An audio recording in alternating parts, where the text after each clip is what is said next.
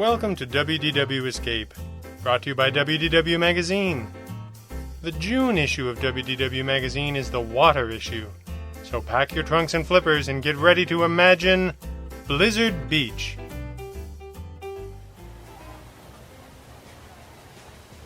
Over the years, my family and I have got to know Walt Disney World pretty well.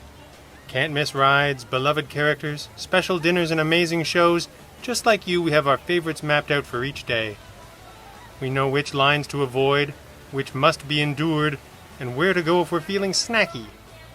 Animal Kingdom, Hollywood Studios, Epcot, and the Magic Kingdom are like old friends. And while we were certainly not tired of any of them, it was a thrill to discover a brand new Disney park.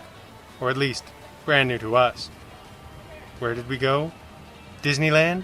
California Adventure? Perhaps an epic, life-changing journey to Tokyo Disney or Disneyland Paris? A globe-hopping DuckTales-esque adventure where every episode ends in a different international Disney park? That sounds pretty good. Nope, and nope. Not yet, anyway. The newest Disney park for us was none other than that wet and wild wonder of the world, Blizzard Beach. And here the Florida locals burst into hysterical laughter. Visiting Walt Disney World is a vastly different experience for those of us who fly from all over the world, or cram ourselves into cars for that old-school family vacation experience, emerging from our little tin boxes, cramped, tired of every song on the radio, and with a plan to stuff as much theme park magic as humanly possible into the next however many days. For the vacation crowd, fitting in some water park fun can be a surprisingly difficult chess match, and for years the water parks didn't make the cut for us. The locals, however, knew better. They knew that the water parks don't get the respect they deserve, not even appearing on an official list of Disney theme parks. Like saying Anna and Elsa aren't Disney princesses because they're actually queens. Technically correct, and I don't want to hear it. The locals knew that there are hours and hours of wet and wild fun to be had at the water parks if we could only tear ourselves away from the familiar to try something delightfully different. The more local residents we met on our adventures, the more certain we became that we were missing something good. One advantage of homeschooling is that you can take your vacation in whatever low-occupancy time of the year you choose, which means we have often been to Walt Disney World when the only people in the resort pools were other Canadians. And Minnesotans, who are practically honorary Canadians in that they also talk funny, love hockey, and think that swimming in Florida in January and February is a perfectly reasonable thing to do, just like us. So when the kids were big enough and we shelled out for the plus on our park hopper tickets, the one thing we were not worried about was overcrowding. There would not be a lot of standing in line on this day, my friends. And we were even spared the tough decision of which water park to explore first, as Typhoon Lagoon was closed for a seasonal refurbishment, which meant it was Blizzard Beach or bust. The park is themed with an elaborate fiction about a ski resort built after a freak Florida blizzard. And while it is not the most plausible story I've ever heard, they take it seriously enough that my children weren't entirely sure whether they should believe it or not. Which is probably a side effect of all that wishing on a star they had been doing. Give them a week at Disney and they'll believe anything. The kids are both good swimmers, and had experience with other, lesser water slides that I shall not name here, so this was one of those delightfully worry-free days for their poor old fusspot of a Disney dad. Or so I thought. I am secretly afraid of heights, and managed to hide it pretty well, but I almost balked at the sight of the ski lift. We're going up the hill in that? Really? Isn't there another way? Just in the nick of time, I checked myself. Putting a chairlift in a water park is possibly the most brilliant idea ever. We would probably want to use it multiple times today to replace walking uphill with more time sliding down water slides. Besides, we could see several very small children riding it without fuss, not to mention my own, who didn't seem nervous at all, possibly because I didn't either. Time to dad up.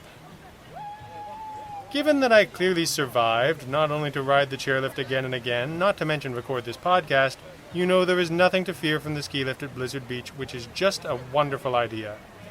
Up to the top of Mount Gushmore and its many, many ways to come down in a hurry. Once at the top, we found ourselves in the heart of green slope territory, including the park's premier attraction, the Summit Plummet.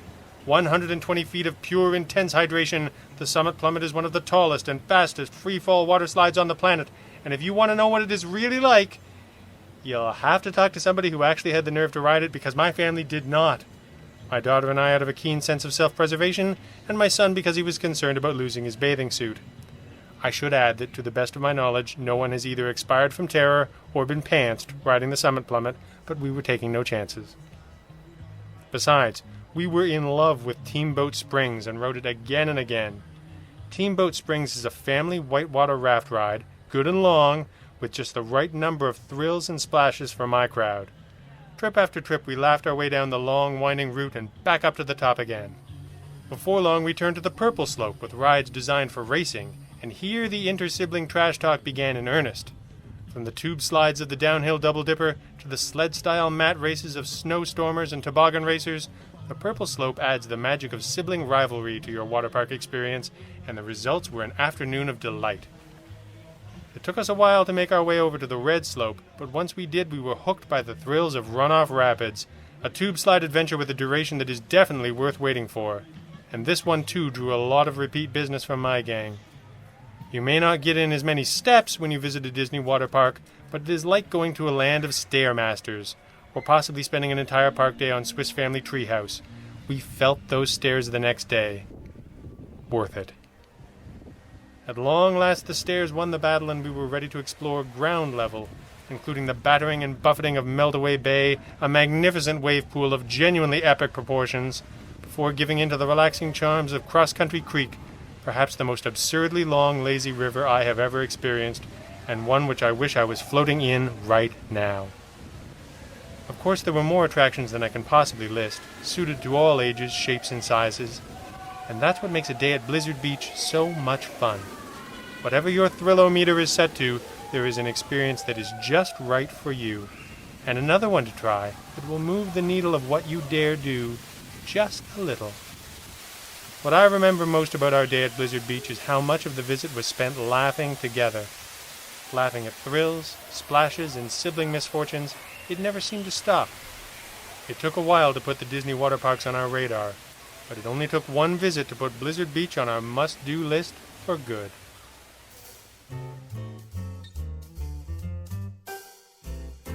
You have been listening to WDW Escape, brought to you by WDW Magazine.